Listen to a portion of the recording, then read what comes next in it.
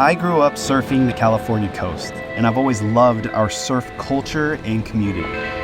But I've always been curious, where did it all start? That's why I'm road tripping the coast to visit some of California's most iconic surf towns. I'll be meeting with local surfers, learning about its history, and exploring some of the best waves in the world.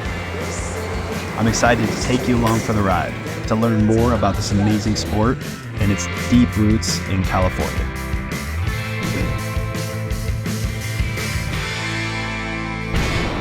We just got to Santa Cruz and we've got about 24 hours to learn all about the surf, culture, and history of this place. So let's go.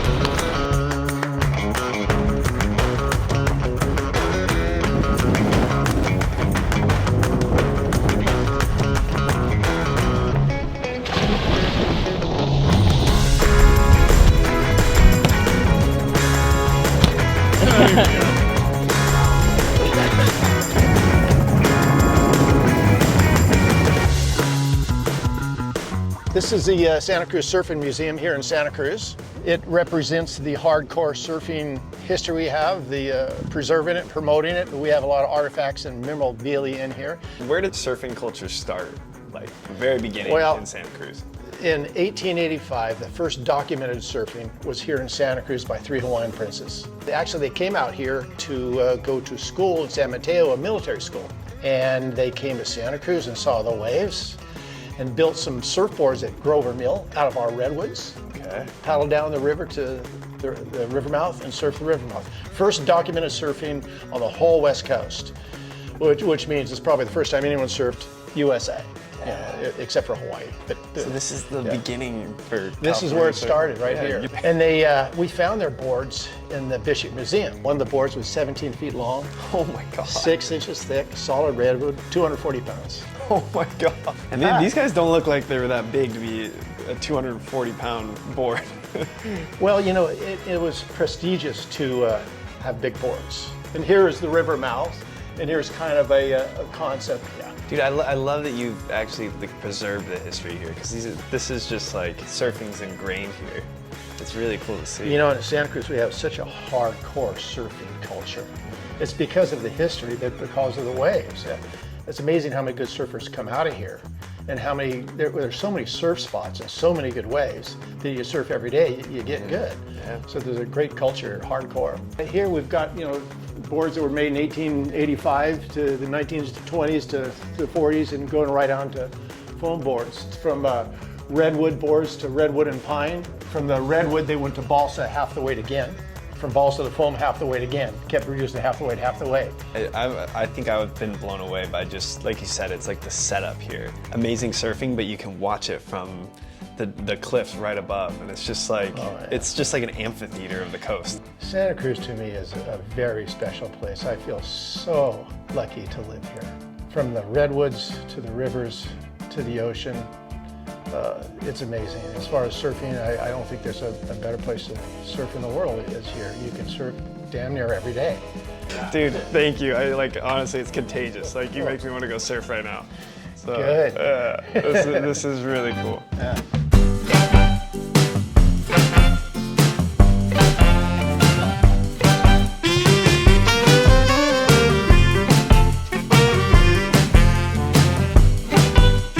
These are the redwoods that the Hawaiian princes used to make the first surfboards ever made in the United States.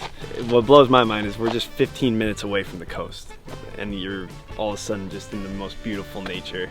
Like, I've driven hours to go see the sequoias, and having this in your backyard, like, I can't think of another place like Santa Cruz that has this to offer, and surf and coast, and just makes this place one of a kind. They say that it's good to like actually touch the leaves and everything because it helps your like gut biome and stuff. And it's just like really good for you. This is more impressive than like any building I've ever seen. While these redwoods may have been used to make the first surfboards, we've come a long way since then, and Bob Pearson has been at the forefront of it. Founder of Pearson Aero Surfboards, Bob has shaped boards for some of the world's top surfers and has helped craft surf culture into what it is today. This is a lamb room. We got E-glass, 6-ounce, 4-ounce, warp glass, direct size, carbon fiber, Technor aramid, Kevlar. Yes, we got all the different glasses. Normally all these racks are full of boards. Come on. The CNC has programs. Okay. And computer numerical control. And it has a program, digitized tool path, and you're telling the tool to go here. Okay, so you So you change. push the button and the tool goes back, and does that. You flip it over, do the same thing again. Okay, so you start with the blank. It cuts it into the shape of the surfboard. From there, you bring it into here. No, you take it in the shaping room. I'll show you the Shape room. All right. Yeah. Let's see the shape room. A shaping room here. This is EPS, expanded polystyrene. The lights are like this so you can see the shadows.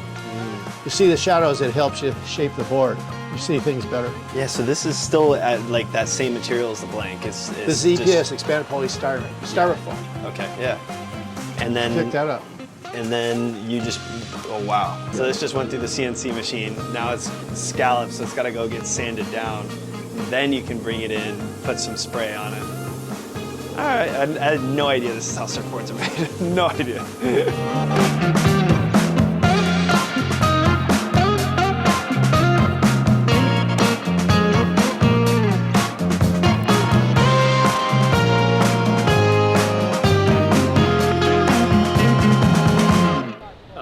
I love Santa Cruz.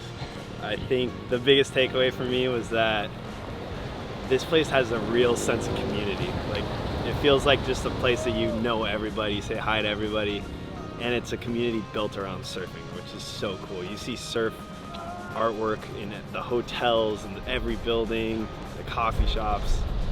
It's just, as Bob said, it's hardcore here, and I love it. The energy's contagious. That's where we're at. Off to Ventura. Bowie, Shane, Brandon. We'll see you in Ventura.